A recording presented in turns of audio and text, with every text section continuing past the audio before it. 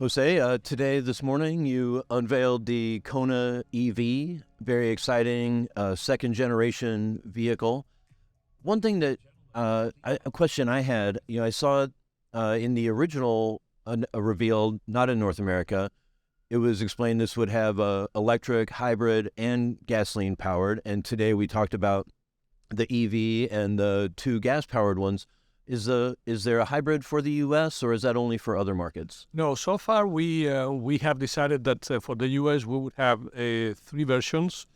One is the EV, which is going to be the most important. I'm sure you know that we developed this all new Kona based on EV as opposed to ICE and then transforming. So here the base is EV. And then we have two ICE engines, a 2-liter naturally aspirated, and then you have a 1.6 turbo, which is going to be called the N line. And then we believe that this is really a perfect combination for the U.S. market. So that's how it's going to be. Is there still a chance for a Kona N in this generation that's maybe more powerful than the N line, or it could be. It could be.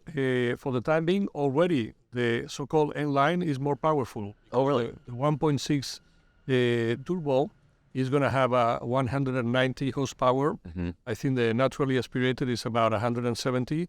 So you could say it's an N, but we like even more. So maybe we may have it in the future. But for the time being, EV, 2-liter, and then 1.6 turbo N line. With the Kona EV, you didn't announce any pricing today. I know it's probably soon since you said they'll be coming to market this summer. This summer, yeah. But can we expect it to be comparable to the current Kona EV? Well, we try always to be competitive. We don't want to be discounted to our competitors, but we don't want to be also premium. And then we bring in a bigger car with better features. So probably there will be an increase in MSRP as it normally happens. But it's going to be competitive, let's put it this way. I'm wondering about Genesis and how big it can be, or how big you want it to be, right? I think it's topped 50,000 sales last year. Would you like it? Do you expect it to be 200,000 like by the end of the decade, or do you expect it to ultimately catch, Lexus and BMW? Well, we go step by step. We definitely see the potential, right?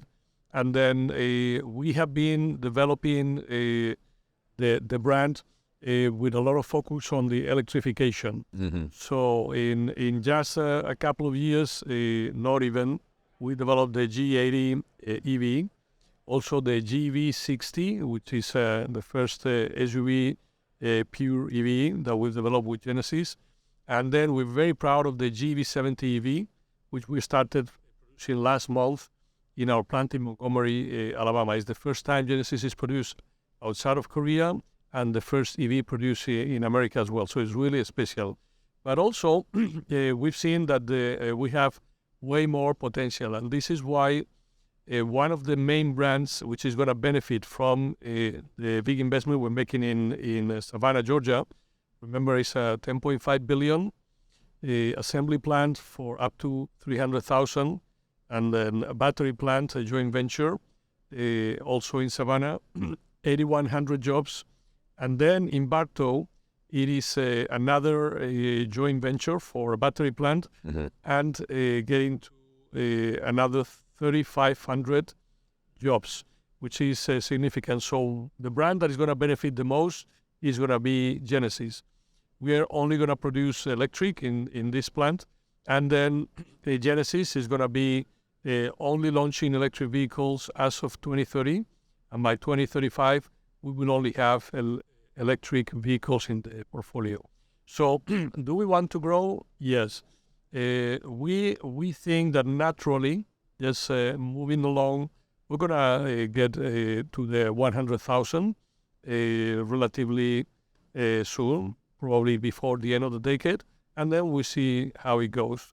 We have not established a stretch number. That's not our way to operate. Jose, thank you so much for your time. It's great to see you. Thank you very much, Jamie. Thank you for having me.